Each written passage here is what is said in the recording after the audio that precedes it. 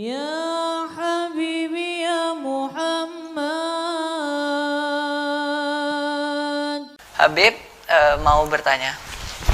Baru-baru ini ada seorang waria yang berwasiat tatkala meninggal minta dimandikan oleh wanita. Ini bagaimana hukumnya, Habib? Bismillahirrahmanirrahim. Sunnah kita menulis wasiat, ya, sunnah. Nabi bersabda, man mata ala wasiyatin mata alal iman.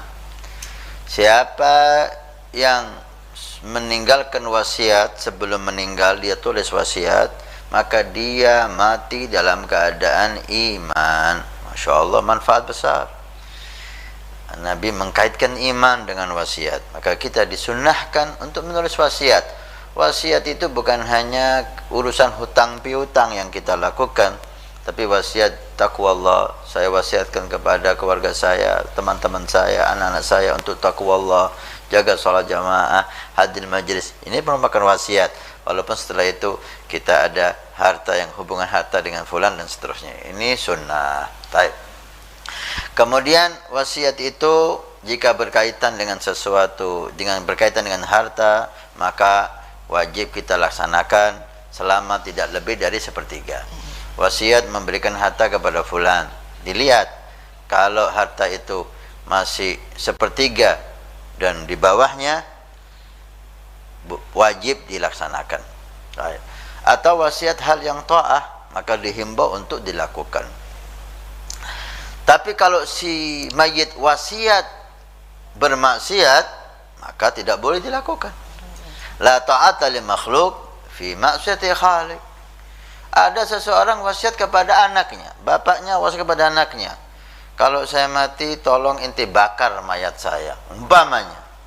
Enggak boleh dilaksanakan wasiat bapak, walaupun wasiat bapak, karena membakar mayat sebagai orang muslim haram, enggak boleh dilakukan. Ini sebagai contoh. Wasiat wajib dilakukan jika berhubungan dengan harta dan itu di bawah sepertiga harta. Wasiat sunnah untuk dilakukan jika berhubungan dengan suatu amal soleh atau hal yang indah, ya. Untuk wasiat, saya disolati oleh fulan bin fulan, umpamanya oleh gurunya yang mentalkini saya, fulan bin fulan, itu sunnah untuk dilakukan. Wasiat haram untuk dilakukan jika wasiat itu berhubungan dengan maksiat. Baik, kembali kepada pertanyaan.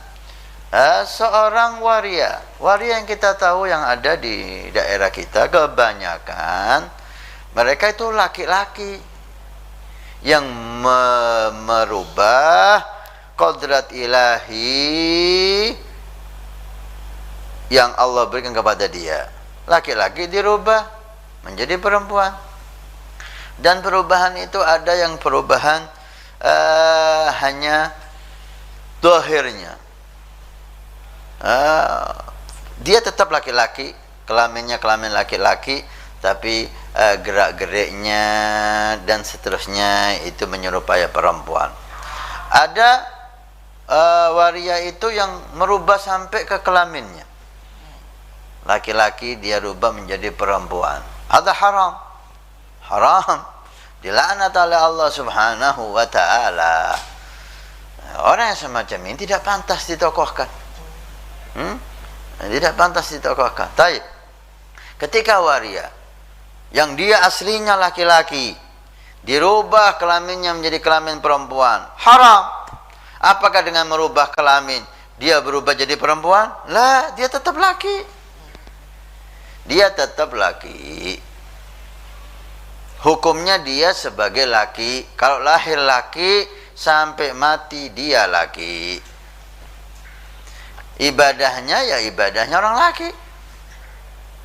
Jika dia merubah kelaminnya, dia merubah cara ibadahnya yang biasa pakai sarung, pakai koko, dia pakai mukena, tetap laki. Walaupun pakai mukena tetap dia laki. Taib, dia bersentuhan, kalau madhabnya Syafi'i, bersentuhan dengan perempuan, tetap dia batal. Walaupun sudah berubah kelaminnya menjadi kelamin perempuan, dia dihukumi dalam syariat laki-laki, nggak bisa berubah. Tapi wasiat kalau dia mati dimandikan oleh perempuan, kalau tidak boleh.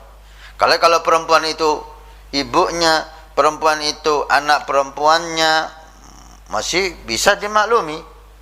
Tapi kalau perempuan itu perempuan ajnabi, perempuan bukan mahramnya, maka wasiat batal dan tidak boleh dilaksanakan. Karena haram. Laki-laki dimandikan perempuan yang bukan mahramnya, haram. Seperti hanya perempuan dimandikan laki-laki yang bukan mahramnya, haram. Maka siapapun yang wasiat yang haram tidak boleh dilakukan.